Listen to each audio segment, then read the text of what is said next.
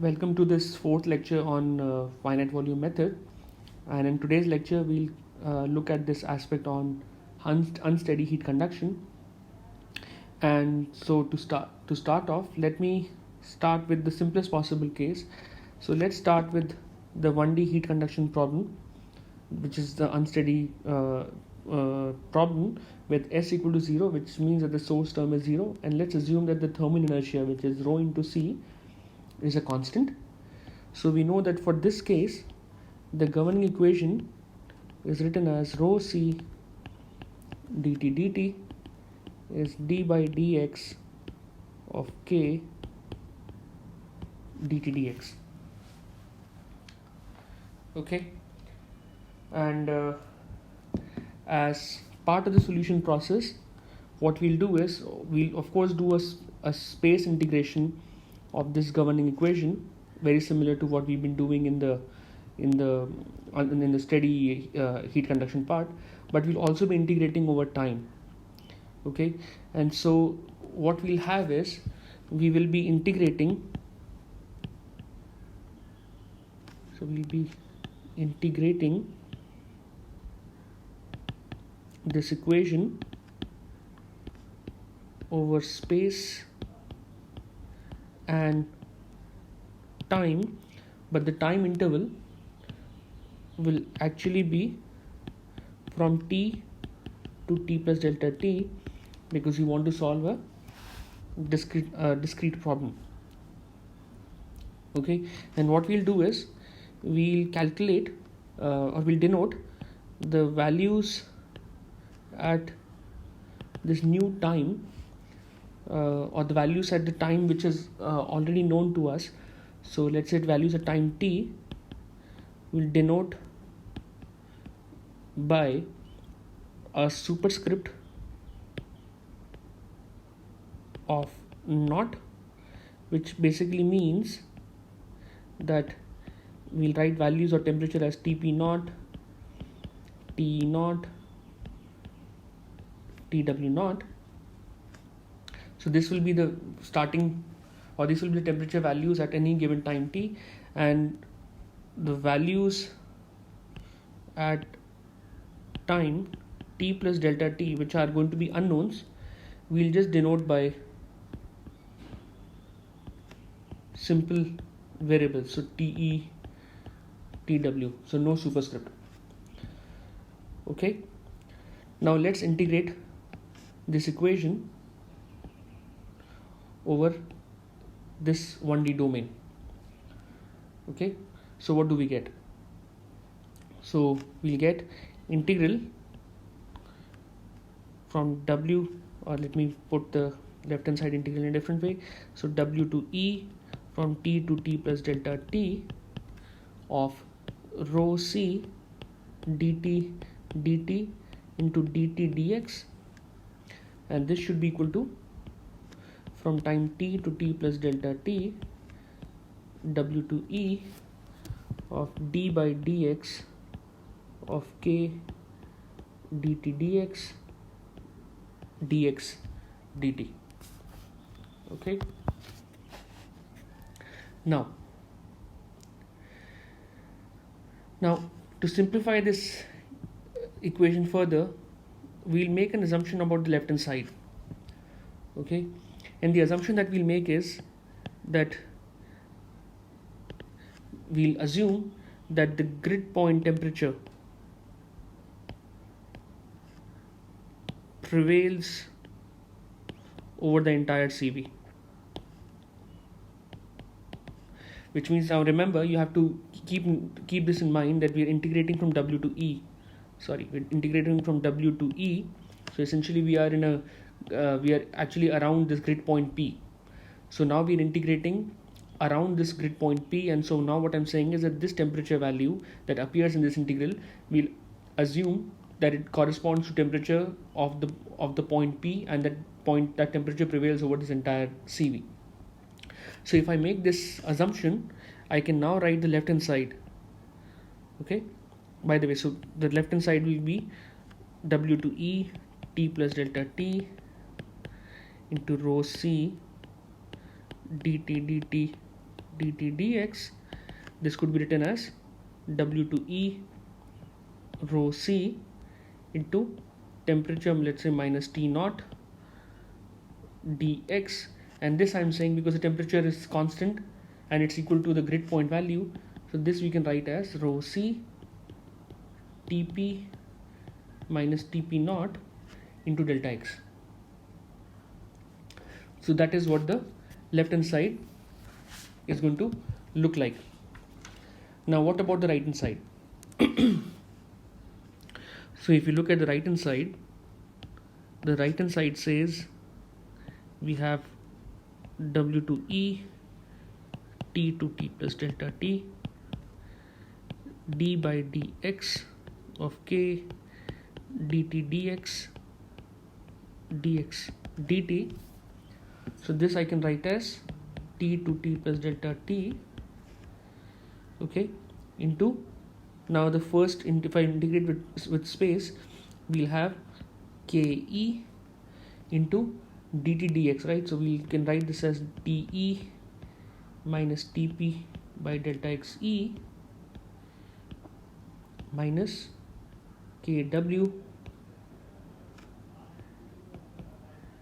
Tp minus Tw by delta xw dt.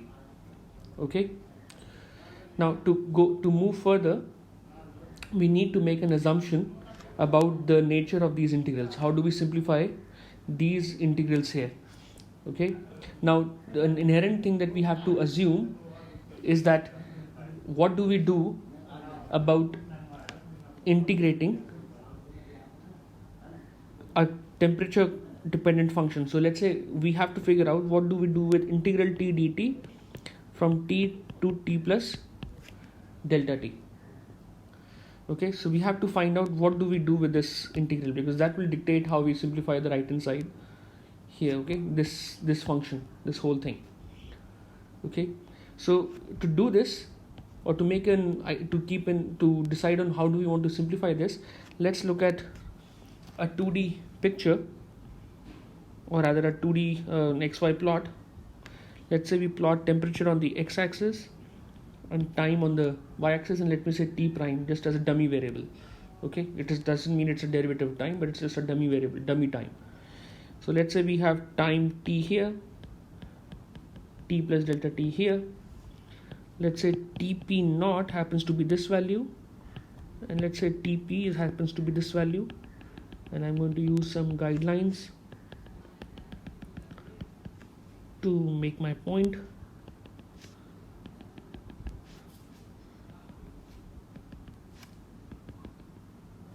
Okay, so let me make three possible assumptions, or let me show you three possible scenarios. Let's say in the first scenario I say that the temperature, because remember now we're looking at temperature variation with time, that temperature variation with time will tell me how do I integrate this function. Okay, so let's say in the first assumption that I make is that I say the temperature going from T to T plus delta T, it does not change substantially for most of the delta T interval, but it changes instantaneously at T plus delta T, something like that. Okay, so that, let's say I assume that's the way the temperature varies with time. Okay, so what does this mean? So remember, this means the temperature is not going to be variable. It's going to change. It's not going to change for a substantial amount of time and then suddenly it changes. So it's almost like a discontinuity, but we have removed the discontinuity by assuming a smooth variation but a steep gradient at T plus delta T. Let's look at the second scenario. We can look at the second scenario could be that the temperature changes instantaneously at time T, and for most of the interval of delta T it remains Tp. And now let me show you the third scenario. In the third scenario I can say that the temperature varies linearly from Tp naught to Tp. Okay, so in general the way we are writing this is, we are saying that this integral, now if I remove this, question mark here, we are saying that this integral, which is, let's say, integral, let me put a p there to denote that I'm doing over tp. So we are saying this integral could in general be written in three different ways, or in a very general way. It could be written as ftp plus 1 minus ftp naught into delta t, where f becomes a weighting factor which has value going, weighting factor which has values going from 0 to 1, and so I can write the integral in that fashion. Now, what are the three scenarios that we have looked at in this case? The first scenario, where the temperature does not change over the entire delta t range and then changes suddenly at time t plus delta t, this is what we will call as explicit formulation or explicit scheme. Okay. The other case where the temperature changes suddenly to Tp at time t itself, this will be the implicit scheme. And finally, the middle one is the Crank-Nicolson scheme. So Cn stands for Crank-Nicolson scheme. So if I take these factors into consideration, I can then simplify my discretization equation. So I can, let's say, if I take this general form of the integral that I've written here, let's say this is what I take as a general form, then I can go back to the integral form of the equation and simplify. So now I can write rho c into delta x Tp minus Tp naught is f times Ke Te minus Tp by delta xe minus Kw Tp minus Tw by delta xw into delta t plus 1 minus f into Ke T naught minus Tp naught by delta x e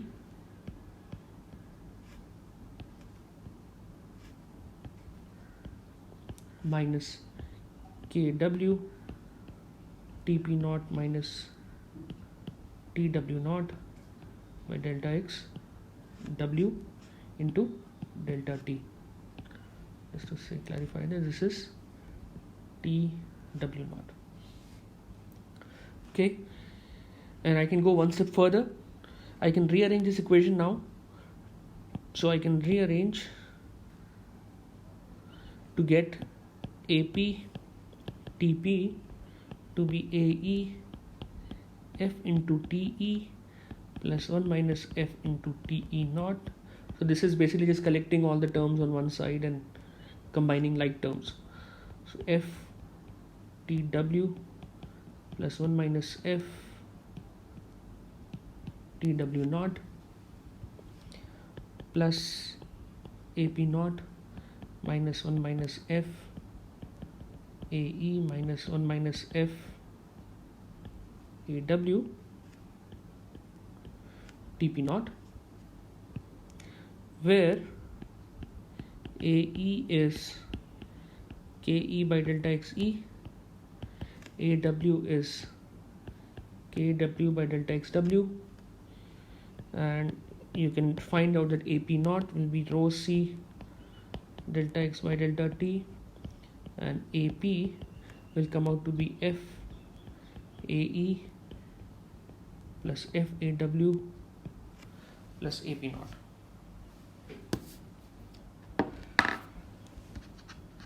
Okay, so that is the general form of the discretization equation in finite volume method. Now, one thing that I'm deliberately skipping here, and I expect you to be able to, this is just very basic algebra, and I expect you to work it out, is that if you put f to be 0 in this equation, right, this term will vanish off, and you'll just have the right hand side would be AE T naught plus AW TW naught plus AP naught minus AE minus AW times TP naught, right? And AP will just be equal to AP naught. Okay, so basically what it would mean is that the left hand side, which is an unknown value of temperature at the node P at time t plus delta t, could be written in terms of values at time t. So you don't need to use any matrix inversions, and you can straight away calculate the new temperature values. The other thing that you can try is that when you put f to be 0.5, which is essentially the most famous form of Crank-Nicolson scheme, okay, when you put f to be 0.5, you can actually derive what would be the variant in the Crank-Nicolson scheme. And finally, the most important case is when f is 1. If f is 1, you get these terms to vanish off, right? These terms all go away, and so you'll have APTP to be AE T plus AW TW plus AP naught into TP naught. Okay, so the important point to now look at is that this equation that we have derived, right? This equation that we have derived is for any value of f. So how do we choose the value of f that is most suitable for us? And so I will try and illustrate this concept by some basic arguments. Okay, and the arguments that I would use are going to rely on what we have seen already. Okay, so let me look at a discussion of the explicit scheme first.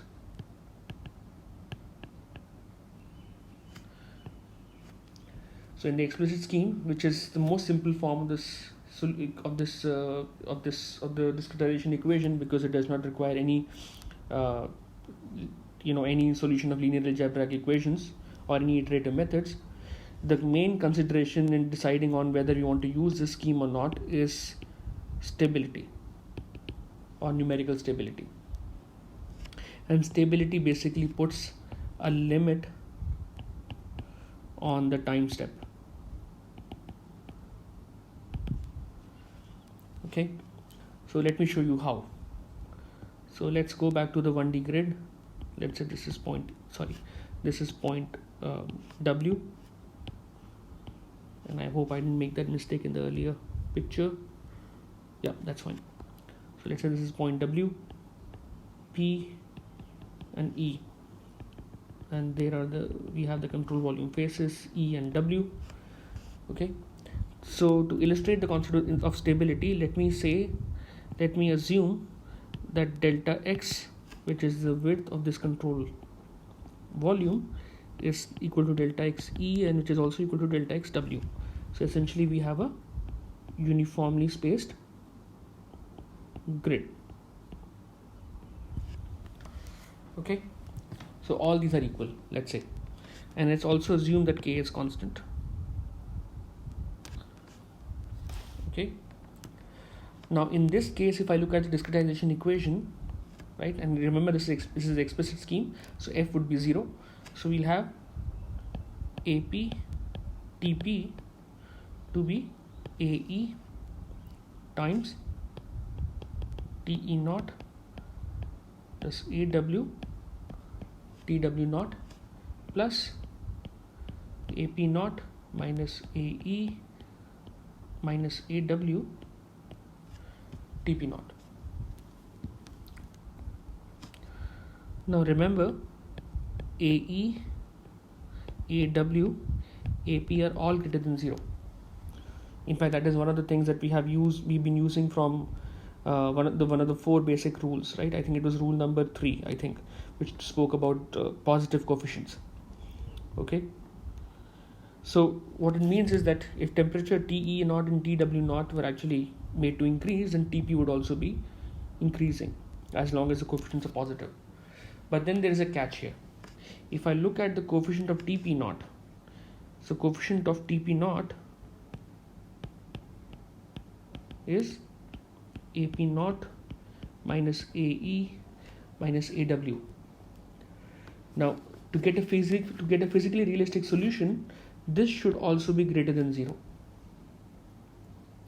Otherwise, we can actually have a scenario where the temperature, the last time step was, was increased, but that doesn't reflect in the temperature, at the new time step increasing. That would be actually contrary to intuition, especially when we have no heat generation or heat dissipation term. Now, if I put the values of these variables, okay, if I put the values of these variables, so AP naught was rho C delta X by delta T, AE is KE, and I said K is constant, by the way, I'm sorry. So K by delta X, and AW will also become K by delta X. We want this to be greater than or equal to 0, which means if I rearrange, we'll get 2K by delta X has to be less than or equal to rho C delta X by delta T, which implies delta T has to be less than or equal to rho C delta X square by 2K. And if you want to go one step further, you can see that K by rho C is supposed to be the thermal diffusivity. So delta T is less than or equal to delta X square by 2 alpha, which could be written as alpha delta T by delta X square is less than 1 by 2. Now, some of you may recall that this is the same condition that we get when we look at the von Neumann stability analysis of 1D heat conduction problem using explicit method. Okay, so this is analogous to the finite difference method. So what this equation means is that we have a limit on the time step that we can choose to resolve our problem, or to resolve the physical processes in finite volume method if you use explicit scheme. And what it also means is, if I go back to this definition, what it means is that a small delta X will basically require an even smaller delta T, because remember, delta T is proportional to delta X square, not delta X. Okay, and if this condition is not satisfied or it's violated, then we can actually get physically unrealistic results. Okay, so if condition is violated, physically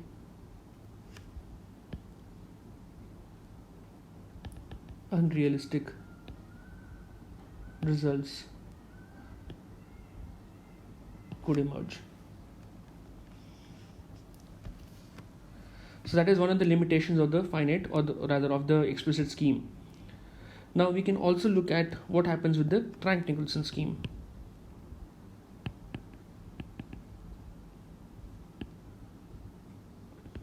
Now in the Crank-Nicolson scheme, if you look at coefficient of Tp naught,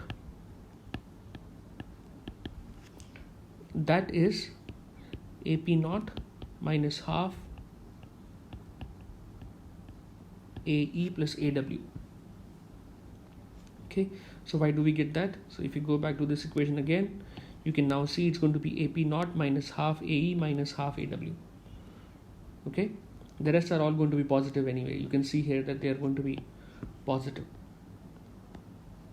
Now if you put back the same values that we have chosen, so let's say AP naught was rho C delta X by delta T, and AE and AW become K by delta X,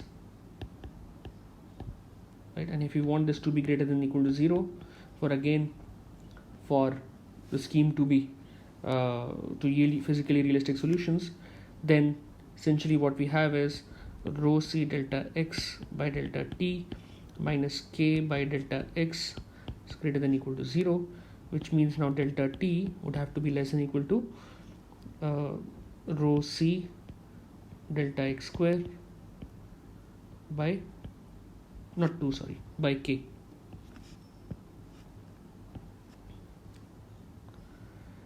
So now we have a slightly better scenario. If you go back to the explicit scheme, we have a slightly better scenario that we have a larger delta T range that we can go to, or we can go to a slightly higher delta T. which is twice the restriction in the explicit method, except that this coefficient can also lead to, this scheme can also lead to unrealistic results for some combination of delta x and delta t. Okay, so for some combinations of delta t and delta x, this scheme may also yield physically unrealistic results. Now let's look at the implicit scheme. Some books actually also call it as a fully implicit scheme.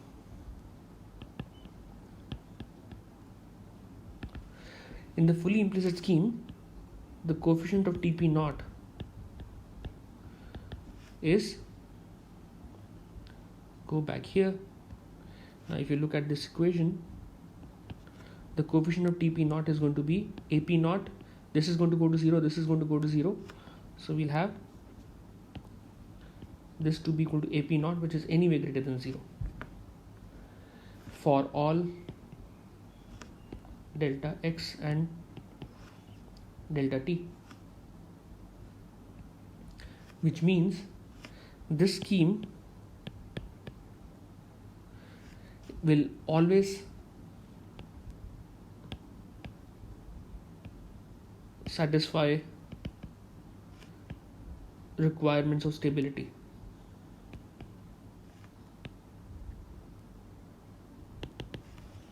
Okay, and hence it will yield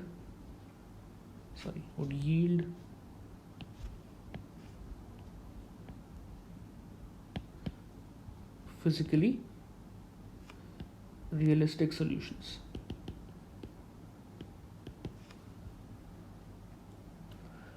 Okay, and for this reason only, this implicit method or the implicit scheme will be the method of choice for us from now on. So whatever equations we'll develop, we will rely or we'll insist on using this implicit scheme. Now, even though we started the development and we basically ignored the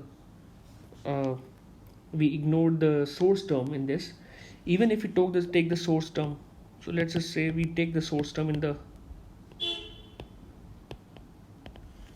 development of the scheme, what we'll get is, in the implicit scheme again, what we'll get is APTP to be AETE plus AWTW plus B, where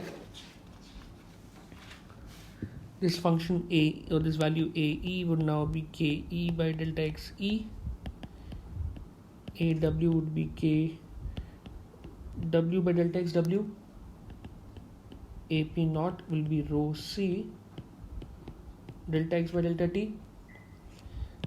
B will now, when you linearize the source term, B will be SC delta X plus AP naught TP naught, and AP will be AE plus AW plus AP naught minus SP delta X, where remember we have linearized the source term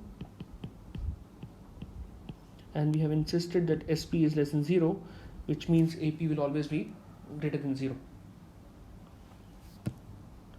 So this will be the final scheme, and I request you to please work this out and be convinced that this is how it would look like.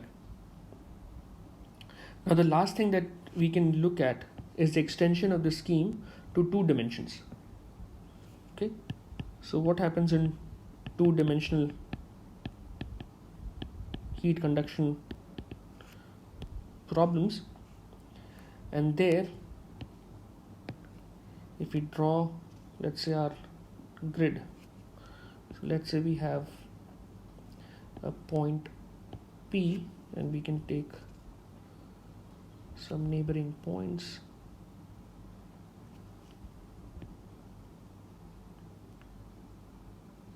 Okay, so let's say this was our grid. We have point P, point N, point S, E, W, and we can draw the control volume faces.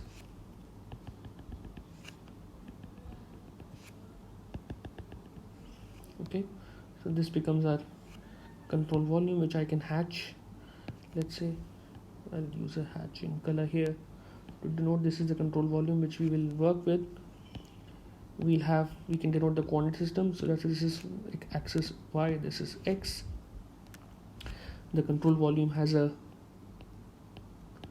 width of delta X,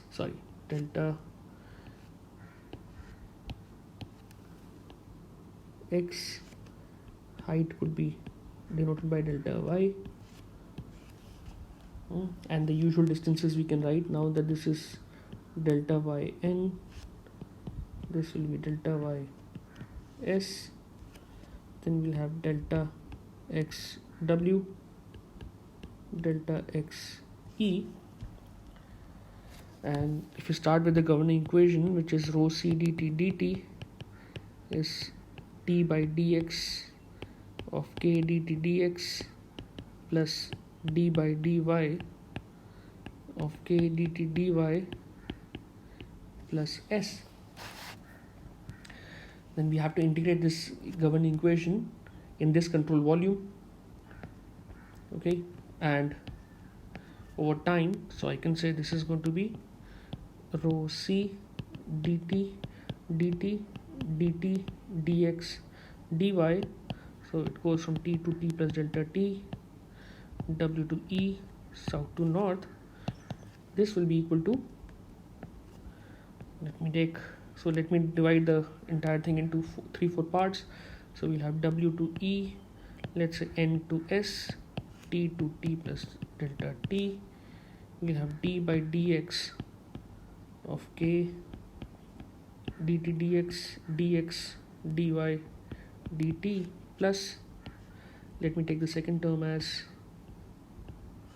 from south to north, west to east, t to t plus delta t, d by dy of k dt dy dx dt plus, let me choose a different color for the last term. So let's say this is, maybe it's too dark, let me choose a slightly lighter color, plus s dx dy dt we south north t to t plus delta t. By the way, I forgot to label some numbers or some space. So this is E, this is W, those are the control volume faces. This becomes south, this becomes north. Right, that was my mistake, I should have labeled that clearly. Now if I look at all these 4 integrals, the first integral, now I hope that you can see that it can be simplified quite easily using the same principle, that I can write this as rho C into delta x delta y tp minus tp naught. Okay, that is easy. The second integral is what I wanted to illustrate, and then I will leave you to work out the rest of the steps.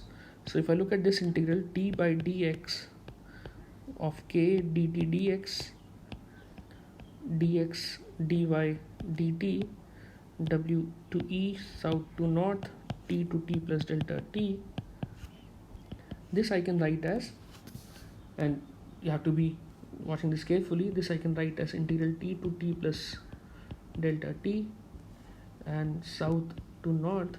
And now what we'll have is k e dt dx at e minus k w dt dx at w dy dt. Okay, now what I'm going to assume here is that, now remember that this flux dt dx is actually the flux leaving at the face E. So essentially what we have to do is, so we may have this flux leaving here, but this flux is actually leaving over this entire face, right? So this flux is flux leaving here, and then of course there's the other flux which is flux coming here. So what I'm going to assume here is that this flux is constant over the entire face. So over this entire phase the flux is constant. What that means is that now when I write integral ke dt dx e from south to north dy, I could write this as ke te minus tp by delta xe into delta y. And similarly the other integral, which is kw dt dx at w, could then be written as just kw into tp minus tw by delta xw into delta y. And then delta t, basically you now know that once you have integral, so once you have this function, and if I let's say put another integral for time, right, so this is integral over dt, then you know that using the implicit scheme I'm going to reduce it further by saying that the temperature remains, if the temperature is actually locally is the same value over the entire cell. Okay, so we don't need to worry about that aspect. So once you simplify this whole equation, what you should get is APTP to be AETP AET plus AWTW plus ANTN plus ASTS plus B. And remember here the same idea that I have shown here for the east and west faces has to be applied to north and south faces in the second integral, in this integral. Okay, so once you simplify this, what you'll get is AE is KE delta XE into delta Y, AW will be KW delta XW into delta Y, AN will be KN by delta YN. Now be careful, yes, the symbols are going to change. AS will be KS by delta YS delta X, and AP naught, which will come in the coefficient of AP, will be this. B will be SC delta X into delta Y plus AP naught TP naught, and now AP will be AE plus AW plus AN plus AS plus AP naught minus SP delta X delta Y. So the three-dimensional development of this, I'm leaving it to you to work out, and I hope that you've been able to follow this clearly. And in the next lecture we'll look at some geometric considerations for the finite volume method. So I hope you enjoyed this, and see you next time.